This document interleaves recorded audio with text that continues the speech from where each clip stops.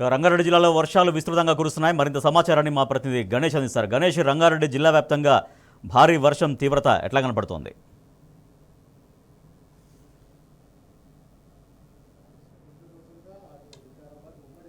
జిల్లా వ్యాప్తంగా కూడా భారీ వర్షాలు కురవడం జరుగుతుంది. మరో 2 రోజుల పాటు వర్షాలు ఉన్న నేపథ్యంలో కూడా అధికారులు అందరినీ అప్రమత్తం చేయడం జరిగింది. గత 2 రోజులుగా మోస్తరు నుంచి భారీ వర్షాలు కురుస్తున్న నేపథ్యంలో అటు నారాయణపేట జిల్లా ఏదైతే కొడంగల్ నియోజకవర్గంలోని కొత్తపేట మండలానికి సంబంధించి వెంకటపేట గ్రామంలో రాత్రి పురాతనమైన నిలుపులో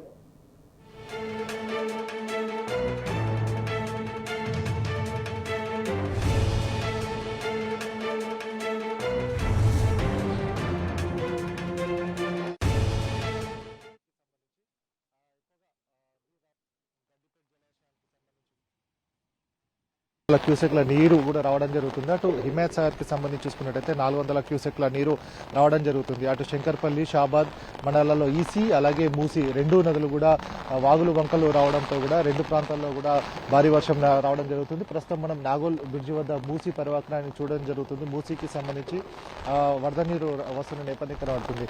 అంటే ఇప్పటి వరకు కూడా 2 జంట జలాశయాలకు సంబంధించి కూడా ఇన్ఫ్లోస్ బయట నుంచి వస్తున్నప్పటికీ కూడా ఇంకా గేట్లు తెరవకపోవడంతో ఇప్పుడు మనం మూసీ వద్ద చూసుకున్నట్టయితే ఈ ప్రవాహం కనబడుతుంది. ఇంకా గేట్లు తెరిస్తే మాత్రం ఇంకా ఎక్కువగా అయ్యే అవకాశం కనబడుతుంది. మొత్తంగా ఉమ్మడి రంగారెడ్డి జిల్లా వ్యాప్తంగా వర్షాలు కురుస్తున్న నేపథ్యంలో కూడా అధికారులందరినీ కూడా అప్రమత్తం చేయడం జరిగింది. పురాతనమైన ఇండ్లు ఏవైతే ఉన్నాయో దాంట్లో ఉన్న వారందరినీ కూడా అక్కడి నుంచి వారిని పునరావాస కేంద్రాలకు తరలించడం జరుగుతుంది. ముఖ్యంగా పొలాలకు కావచ్చు, ఎక్కడికి బయటకు వెళ్లే వారు మాత్రం జాగ్రత్తగా ఉండాలని చెప్తున్న నేపథ్యం కనబడుతుంది. ఎందుకంటే విద్యుత్ స్తంభాలు కావచ్చు, పురాతన చెట్లు దగ్గర ఆగినప్పుడు మాత్రం అవి కూలే ప్రమాదం ఉంది. అలాగే విద్యుత్ స్తంభాలు కూడా షాక్ వచ్చే అవకాశం ఉంటుంది. కాబట్టి అటు పోలీస్ సిబ్బంది కావచ్చు, రెవెన్యూ సిబ్బంది కూడా వారందరినీ కూడా అప్రమత్తం చేయడం జరిగింది. అలాగే జిహెచ్ఎంసీకి సంబంధించి చూసుకున్నట్టయితే నిన్నటి నుంచి కూడా ఉధృతంగా అంటే ఎక్కువగా వర్షాలు కురుస్తాయనే నేపథ్యంలో కూడా అధికారులందరూ కూడా అప్రమత్తం కావడం జరిగింది. కానీ ఇక్కడ చూసుకున్నట్టయితే నిన్న దాదాపుగా వర్షం అంతా కంటిన్యూస్ గా కురుస్తున్నప్పటికీ చాలా చోట్ల వాటర్ అంతా కూడా స్టాగ్నేట్ కావడం జరిగింది. స్టాగ్నేట్ అయిన ప్రాంతాల్లో మాత్రం గతంలో ఉన్న విధంగా మాత్రం డిఆర్ఎఫ్ బృందాలు మాత్రం ఫీల్డ్ లో లేవని చెప్పుకోవచ్చు. ఎందుకంటే హైడ్రా అనే కూల్చివేతలతోటి వారందరూ కూడా ముందుకెళ్తున్న నేపథ్యంలో ఈ ఎవరైతే ఇంతకుముందు డిఆర్ఎఫ్ టీంలు ఎక్కడైతే వాటర్ స్టాగ్నేషన్ ఉండడం జరిగిందో అక్కడ ఉన్న చోట్లలో కూడా స్టాగ్నేషన్ అయిన పాయింట్లో వారందరూ కూడా పనిచేస్తున్నారు. కానీ ఇప్పుడు ఆ పరిస్థితి మొత్తం ఎక్కడ కూడా కనబడడం లేదు. వారందరూ కూడా కూల్చివేతల మీద ఉన్న ఇంట్రెస్ట్ మాత్రం వాటర్ స్టాగ్నేషన్ కావచ్చు, ఎక్కడైతే లాగింగ్ పాయింట్స్ ఉన్నాయో అక్కడ నీటి తీసివేత పైన మాత్రం లేకుండా కనపడడం జరుగుతుంది. మొత్తం అంతా సిబ్బంది అంతా కూడా కూల్చివేతలకి కేటాయించడంతో ఈ ప్రాబ్లం అంతా కూడా ఉండడం జరిగింది. ఇప్పటికే అటు మేయర్ కావచ్చు, కమిషనర్ కూడా గతంలో ఏ విధంగానైతే ఈవీడీఎంకి సంబంధించి డిఆర్ఎఫ్ టీంలు వాటర్ స్టాగ్నేషన్ పాయింట్స్ కావచ్చు, ఎక్కడైతే 3 బృందాలుగా అంటే 3 షిఫ్ట్లో పనిచేయడం జరిగిందో అదే షిఫ్ట్లో విధంగా కూడా హైడ్రాకి సంబంధించిన టీంలు పనిచేయాలని ఇప్పటికే చెప్పిన నేపథ్యం కనబడుతుంది. అయినప్పటికీ కూడా ఎక్కడ కూడా ఫీల్డ్లో డిఆర్ఎఫ్ టీంలు కనబడుతున్న దాఖలాలు కూడా కనబడడం లేదు. మొత్తంగా ఇక్కడ ప్రస్తుతం అన్ని చూసుకున్నట్టయితే నగర వ్యాప్తంగా కావచ్చు, అటు ఉమ్మడి రంగారెడ్డి జిల్లా వ్యాప్తంగా భారీ వర్షాలు కూడా కురుస్తున్న నేపథ్యం మరో 2 రోజుల పాటు ఇదే విధంగా కురిసే అవకాశం కనబడుతుంది. కాబట్టి అటు జిహెచ్ఎంసీ రంగారెడ్డి జిల్లా పరిధిలో చూసుకున్నట్టయితే దాదాపుగా మనకి 185 చెరువులు ఉండడం జరిగింది. ఇలా దాదాపుగా ఇప్పటికే సర్ప్లస్ కి సంబంధించి చూసుకున్నట్టయితే 22 చెరువులు కూడా ఫుల్ ట్యాంక్ లెవెల్ వరకు రావడం జరిగిందని కూడా ఇప్పటికే అధికారులు చెప్పిన నేపథ్యం కనబడుతుంది. కాబట్టి చెరువులు చాలా చోట్ల కూడా ఉప్పొంగి రావడం జరుగుతుంది. కింది ప్రాంతాల్లో ఏదైతే ఎక్కువగా వాటర్ వచ్చిన ప్రాంతాలు ఏవైతే చెరువులు ఉండడం జరిగిందో అక్కడ అధికారులు ఇరిగేషన్ కి సంబంధించిన అధికారులు కూడా అప్రమత్తంగా ఉండడం జరిగింది. 22 ప్లేసెస్ లో ఏదైతే చెరువులు నిండడం జరిగిందో జిహెచ్ఎంసీ పరిధిలో వాటన్నిటి కూడా లోతట్టు ప్రాంతాల్లో ఉన్న ప్రజలందరూ కూడా అప్రమత్తం చేయడం జరిగింది.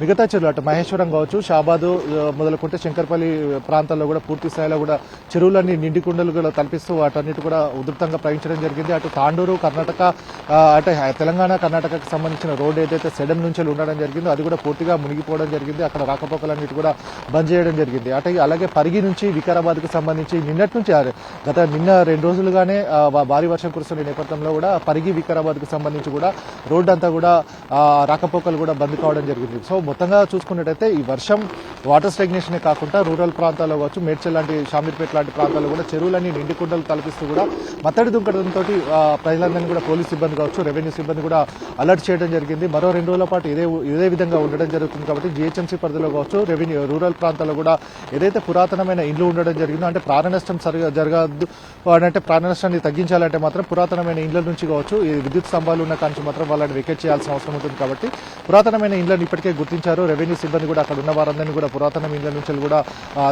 ఏదైతే పునరావాస కేంద్రాలకు తరలించడం జరుగుతుంది, ప్రాణహానిని తప్పించే విధంగా కూడా. సో మొత్తంగా మరో 2 రోజుల పాటు ఇదే విధమైన వర్షపాతం కురిసే అవకాశం ఉన్న నేపథ్యంలో కూడా ప్రజలందరూ కూడా అప్రమత్తంగా ఉండాలని కూడా అటు జిహెచ్ఎంసీ కావచ్చు, జిల్లా వ్యాప్తంగా కలెక్టర్ 3 జిల్లాలకు సంబంధించిన కలెక్టర్లు కూడా ప్రజలను అప్రమత్తంగా ఉండాలని కూడా విజ్ఞప్తులు జారీ చేయడం జరిగింది. ఓటీ.